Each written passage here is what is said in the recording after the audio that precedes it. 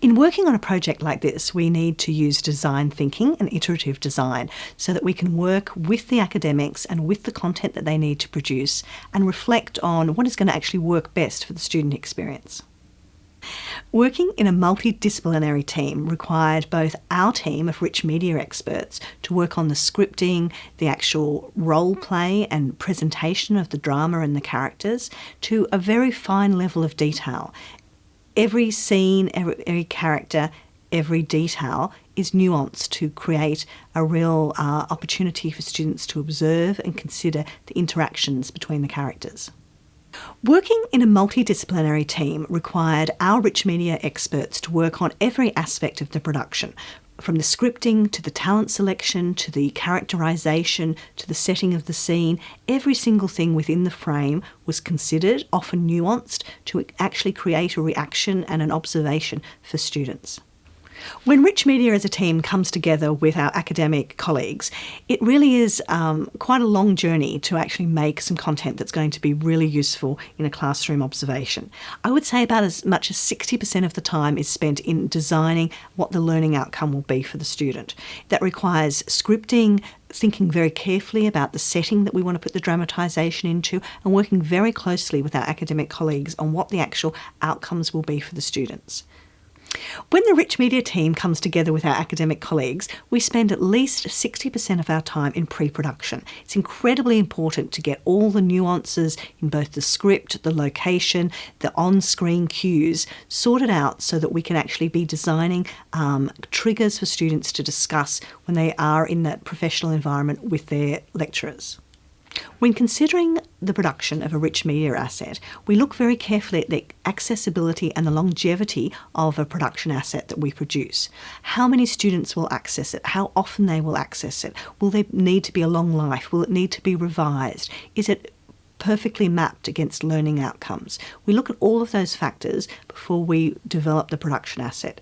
If it's something that needs to be done quickly and it's only going to be used once or twice, it's going to be a different production process to something that is really going to be used over a number of units over a number of years.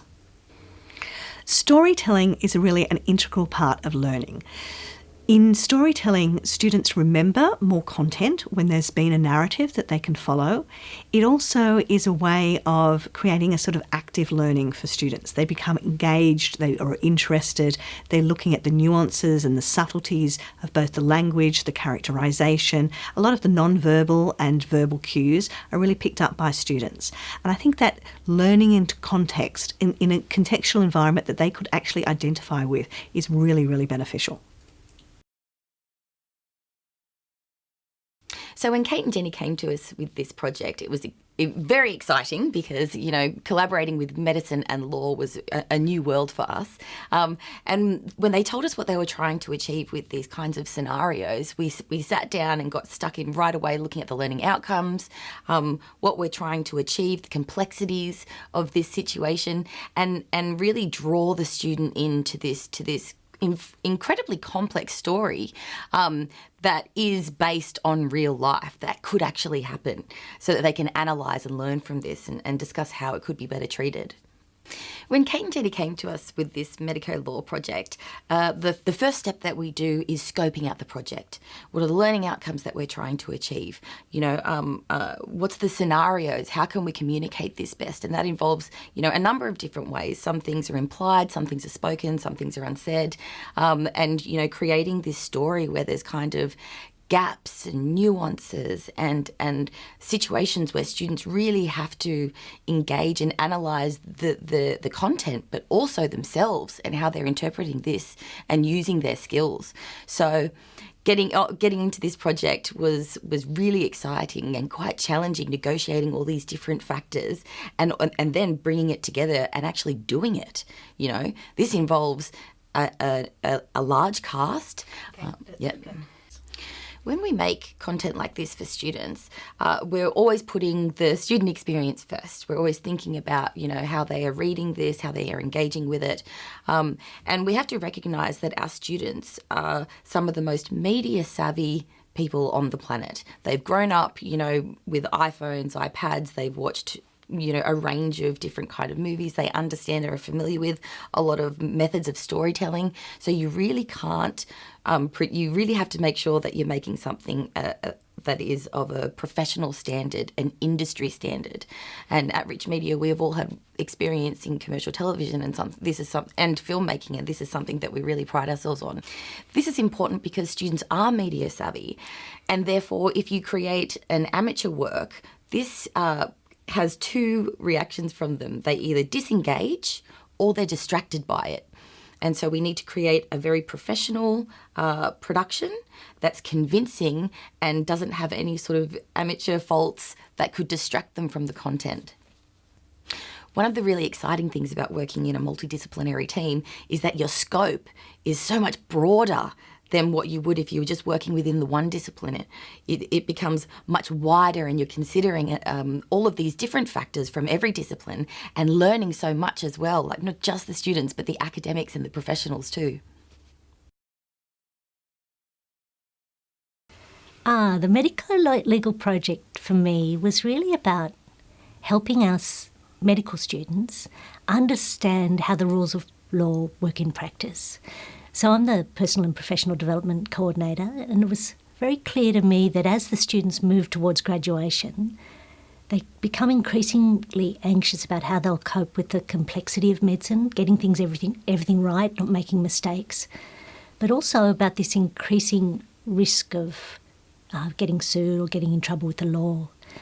But unfortunately, all that anxiety is not based on any understanding of, what the principles of law are, or how what they do might interact with how the law might judge what they do. So when I got this opportunity, strictly I was tricked into it, but I got this opportunity was a way to really help medical students understand how law works. And after I got to know Kate, it was very clear that from her point of view, she had really no idea really about what happened in hospitals and the complexity of getting through a day and all the demands that are on doctors who are people interacting with people. Well, they start thinking about their practice. Now, healthcare's complex. We work in busy teams, in complex teams, in busy shifts. There's often things have to be done quite quickly. The priorities have to be made about which task you do well and which task you do quickly. And I think that all adds to the pressure in terms of doing everything right. And just as legal professionals are, medical professionals are perfectionists. They want to get everything right. But often in healthcare, it's not possible to do everything that you want to do. And this means that there's this underlying anxiety that you'll make a mistake and that you'll get in trouble. And I think that's one of the things that students worry about as they're approaching graduation. There's a myth around doctors being infallible, and I think our students take on that myth and expect for themselves that they won't make mistakes. And although we talk about mistakes, and obviously understanding that mistakes happen helps to not only allow doctors to admit to mistakes, but look to see why mistakes have been made. So in all of that, though, there's another anxiety about getting sued for making mistakes. So it's not just about hurting patients, but about getting into trouble yourself.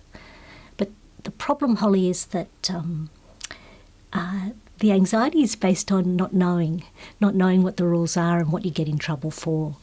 And so this pod was to help our students understand what the frameworks are, what the legal frameworks are, and why consent's important, and why that patient-centred care that we talk about is going to protect them against getting into trouble.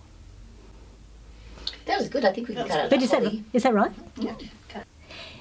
In healthcare and in education, there's a lot of value in learning with and from other people. So in healthcare, for example, multidisciplinary care means that you've got the perspectives and skills of a whole lot of different practitioners. But in this endeavour, Kate and I worked together from different perspectives, from different knowledge and skills to create something that was much stronger. And obviously working with Rich Media, we also had the benefit of our creative skills. That meant we produced a beautiful film that presented a story for our students. And it's through storytelling that learning really gets consolidated. I think it's really important that we teach our students that it's important to collaborate and that good professional practice is based on relationships, not only with your clients but also your colleagues across different disciplines. When you work with other disciplines, you learn about other perspectives and you learn more about how you see things as well. Honestly, it was really frustrating. We just didn't understand each other. We kept saying the same thing over and over again, and neither of us would really understand where the other person was coming from. And I think it was that helped us to understand that we had to teach our students about the context of the other professional world. And that's how our story worked. We wrote a story that it set in a hospital, but based around the possible legal traps that practitioners could fall into. So it was a story that told the story of both the medical, legal and ethical principles that we wanted to teach. After Kate and I had been talking for hours on the phone and not really understanding each other, is that we were really trying to teach our students almost identical things but from a different perspective. But the difference was we had different words for the similar concepts and sort of different frameworks or rules for what was right and what was wrong. But it was incredibly frustrating because for the first, I think, 3 months, we just didn't understand each other. And I felt like I was just saying the same thing over and over again. And then Kate was saying this ridiculous stuff that was obviously wrong over and over again. And then it clicked that we were just coming from different contexts and that's what we had to teach our students. So to teach those different contexts, we created a story, and storytelling is a great way to teach. And to show the different contexts, what we did is we set up 2 separate panels to discuss this story, but from their own point of view. And it was so fascinating for me to watch the legal panel, talk about our story because it was all new and revolutionary. And it wasn't really surprising that what Kate found was that it was the medical panel that she found fascinating, whereas for me it was just stuff I knew. The idea behind why we wanted to get together, the law school and the med school, was we're both educating young people to be professionals, and in the 21st century, students will increasingly be working in multidisciplinary teams. So we thought it would be useful to expose medicine and law students to other professional teams. There are also some issues which arise both in medicine and in law and in ethics which overlap.